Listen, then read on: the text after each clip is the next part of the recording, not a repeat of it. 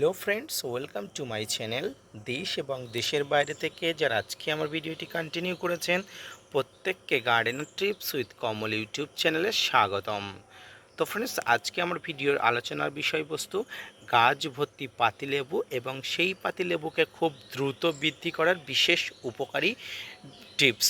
তো ফ্রেন্ডস, আজকের ভিডিওটি আপনার জন্য অধিক গুরুত্বপূর্ণ যদি আপনি ছাদ বাগানি হয়ে থাকেন এবং আপনার ছাদ বাগানে পাতিলেবুর গাছ থেকে থাকে এবং সেই পাতিলেবুগুলো যদি আপনার মনে হয় যে দ্রুত বৃদ্ধি হচ্ছে না, তো আজকের ভিডিওটি আপনার জন্য। ভিডিওটি মনোযোগ সহকারে দেখতে থাকুন এবং আজকের ভিডিওটি অবশ্যই আপনার জন্য উপকারী এবং আজকের ভিডিওটি দেখলে আমার মনে হয় না যে আপনি পাতিলেবু সম্পর্কিত আর কোনো ভিডিও দেখবেন। তো আপনারা দেখছেন আপনাদের প্রিয় YouTube channel gardener trips with Kamal. তো ফ্রেন্ডস, ছাদ বাগানে একটি বা দুটি বা তিনটি বা প্রচুর সংখ্যক পাতিলেবুর চারা আমরা লেগে থাকি। তো ফ্রেন্ডস, এই পাতিলেবুর চারা লাগানোর একটাই কারণ যে সারা বছর এখান থেকে আমরা খুব সহজেই পাতিলেবু পেরে থাকি এবং গাছ থেকে যাতে পাতিলেবু খুব দ্রুত পায় এবং খুব দ্রুত ফলগুলো আমরা হারভেস্ট করতে পারি, সেই মানসিকতা নিয়েই আমরা পাতিলেবুর চারাগুলো রোপণ করে থাকি। কিন্তু কখনো কখনো দেখা যায় গাছ ভর্তি ফুল ফল তো আসেই নাই, পাশাপাশি গাছ ভর্তি ফল আসলে সেই ফলগুলো অত্যন্ত ধীরে ধীরে ধীর গতিতে বাড়ে। তো এর কারণ কি, কী জন্য ফলগুলো দ্রুত গতিতে বাড়ে না বা ফলের আকার আকৃতি সঠিকভাবে হয় না, এই নিয়ে আজকের ভিডিওটি। তো ফ্রেন্ডস দেখুন, পাতিলেবু বলুন আর যে কোনো ধরনের লেবু বলুন, ফলের একটা নির্দিষ্ট পরিমাণ বৃদ্ধির একটা সময় থাকে। তো যেহেতু পাতিলেবুকে খুব সহজেই হারভেস্ট করা যায় আর এই হারভেস্ট করার পাতিলেবু দ্রুত বৃদ্ধিও ঘটে, তাই আজকের ভিডিও আমি আলোচনা করব যে কিভাবে পাতিলেবুর দ্রুত বৃদ্ধি করবেন। তো ফ্রেন্ডস, গাছের বৃদ্ধি বিকাশের জন্য যেমন বাইরে থেকে খাবার তেমন প্রয়োজন, তেমনি গাছের মাটিতেও পর্যাপ্ত পরিমাণ খাবার দেওয়ার প্রয়োজন। গাছের মাটিতে প্রাকৃতিক পদ্ধতিতে যদি খাবার না থাকে তাহলে কিন্তু গাছ সেই খাবার খেয়ে বড় হয়ে উঠতে পারবে না। পাশাপাশি যদি আপনিও গাছের গোড়াতে খাবার দেওয়া বন্ধ করে দেন তাহলে কিন্তু যে ফলগুলো আছে ফলগুলো কিন্তু দ্রুত বৃদ্ধি হবে না। তো ফ্রেন্ডস, কী খাবার দেবেন গাছের দ্রুত বৃদ্ধির জন্য, তো আসুন আপনাদের সঙ্গে আলোচনা করি। তো ফ্রেন্ডস, লেবু গাছের খাবার মূলত যে খাবারটি দিতে হয় সেটি যত না পরিমাণ রাসায়নিক খাবার দিতে হয় তার থেকে বেশি পরিমাণ দিতে হয় জৈব খাবার, অর্থাৎ জৈব মিশ্র সার। এই জৈব মিশ্র সারের মধ্যে আপনাকে যেটি দিতে হবে প্রতি 2 মাস 3 মাস অন্তর অন্তর, সেটি হচ্ছে নিমখোল, শিংকুচি, হাড় গুঁড়ো, ভার্মি কম্পোস্ট। এগুলো ভালো করে মিক্স করে নিয়ে আপনাকে অবশ্যই টবের মাটিতে খুব ভালোভাবে দিতে হবে। দেখুন, গতকালই আমি টবের মাটিতে এই খাবারগুলো দিয়েছি। আপনারা এখনও পর্যন্ত খাবারের একটা লেয়ার দেখতে পাচ্ছেন। এই খাবারগুলো দেওয়ার পরে মাটিগুলো উল্টে পাল্টে দেওয়া দরকার, কারণ এই খাবারগুলো যাতে মাটিতে সহজভাবে যেতে পারে। তো ফ্রেন্ডস, এই খাবার দেওয়ার পাশাপাশি গাছে কয়েকটি স্প্রেও আপনাকে করতে হবে। তো কী স্প্রে করতে হবে দেখুন, লেবু গাছ যেমন খাবার পছন্দ করে তেমনি বাইরে থেকে প্রোটেকশানও পছন্দ করে।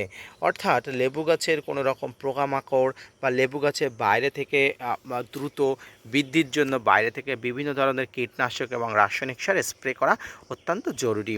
এই কীটনাশক ও রাসায়নিক সারের মধ্যে সর্বপ্রথম যেটি হয় সেটি হচ্ছে কীটপতঙ্গর আক্রমণ প্রতিহত করার জন্য আপনাকে যে কোনো একটা ভালো মানের কীটনাশক ব্যবহার করে রাখতে হবে, যাতে লেবুগুলো দ্রুত ফল না হয়ে যায়, অর্থাৎ লেবু গুটিগুলো যাতে ফল না হয়ে যায়, তার জন্য কীটনাশকের অত্যন্ত প্রয়োজন।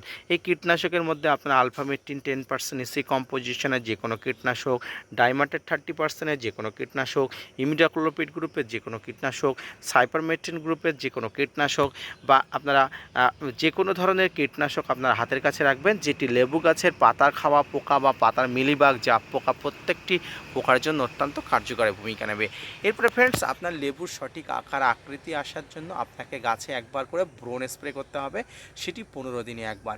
এই বোরন গাছের ফলের আকার আকৃতি যেমন ঠিক করে, গাছের ফুলকে থেকে ফল আনতে প্রবণতা সাহায্য করে, এর পাশাপাশি গাছের ফল যাতে ড্রপ না হয়ে যায় সেই জন্য বোরনের ভূমিকা অনস্বীকার্য।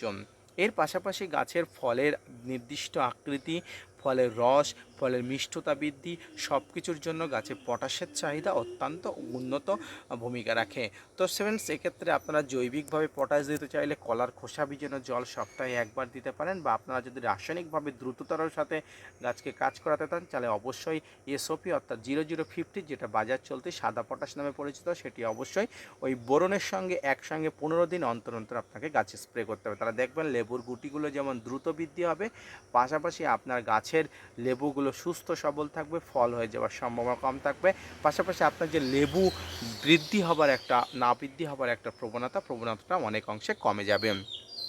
তো ফ্রেন্ডস, এইভাবে জৈব সারের পাশাপাশি বাইরে থেকে রাসায়নিক সার স্প্রে, পাশাপাশি কীটনাশক স্প্রে করতে হবে যাতে আপনার লেবু গাছগুলো সম্পূর্ণ সুস্থ থাকে, পাশাপাশি লেবু ফলগুলো সুস্থ থাকে। এরপরে আসি ফ্রেন্ডস, লেবু গাছে বিভিন্ন ধরনের ফাঙ্গাসের আক্রমণ ঘটে।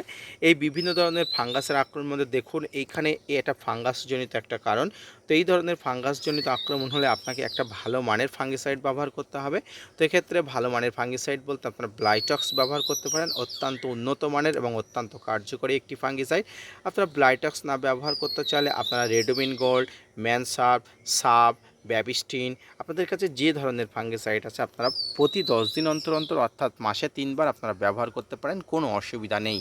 তো সমস্ত স্প্রে ফার্মগুলো অর্থাৎ আপনারা বোরন, এসওপি, কীটনাশক, ফাঙ্গিসাইড যখনই স্প্রে করবেন সবসময় হয় ফার্স্ট সকালে স্প্রে করবেন, নতুবা আপনারা একদম পড়ন্ত বিকালে সন্ধ্যার সময় স্প্রে করবেন। এইভাবে আপনার লেবু গাছকে, আপনার পাতিলেবু বলুন, আপনার মুসম্বি বলুন বা ছাদ বাগানে যে কোনো ধরনের লেবু আছে, প্রত্যেকটি লেবু গাছকে দ্রুত বৃদ্ধির জন্য, ফলের দ্রুত বৃদ্ধির জন্য, সঠিক আকারের জন্য, ফল ফেটে না যাওয়ার জন্য সমস্ত পদ্ধতি অবলম্বন করতে হবে। পাশাপাশি লেবু গাছের এই ধরনের পরিচর্যা করলে, বিশেষত লেবু গাছ, পাতিলেবু গাছ, এই পাতিলেবু গাছ থেকে দ্রুত ফল পাওয়া যায় এবং দ্রুত ফল পাওয়া থেকে ফলগুলো খুব তাড়াতাড়ি হারভেস্ট করা সম্ভব।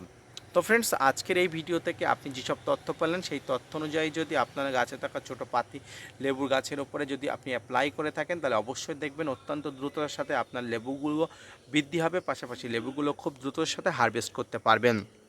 তো এই পদ্ধতি অবলম্বন করুন, সম্পূর্ণ এই পদ্ধতি অবলম্বন করলে আপনারা অবশ্যই খুব তাড়াতাড়ি লেবুগুলো দ্রুত হারভেস্ট করতে পারবেন। ফ্রেন্ড, দেখতে পাচ্ছেন এটি আমার সম্পূর্ণ কলম গাছ থেকে তৈরি এবং এই বছরে এই গাছে প্রচুর পরিমাণ লেবু ধরেছে, যতটুকু ধরেছে যতটুকু এনাফ, আরও অনেক ধরেছিল কিন্তু গাছের ক্ষমতা অনুযায়ী গাছ রাখেনি।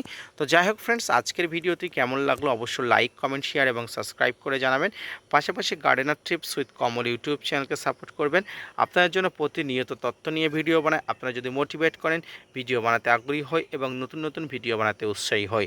ফ্রেন্ডস, আপনাদের কার কার লেবু গাছে লেবু আছে সেটা কমেন্টস করে জানাবেন। পাশাপাশি লেবু গাছ সম্পর্কিত যদি আরও কোনো প্রশ্ন থেকে থাকে অবশ্যই আপনারা কমেন্টস করবেন, আমি আপনাদের সমস্ত প্রশ্নের উত্তর দিতে বদ্ধপরিকর।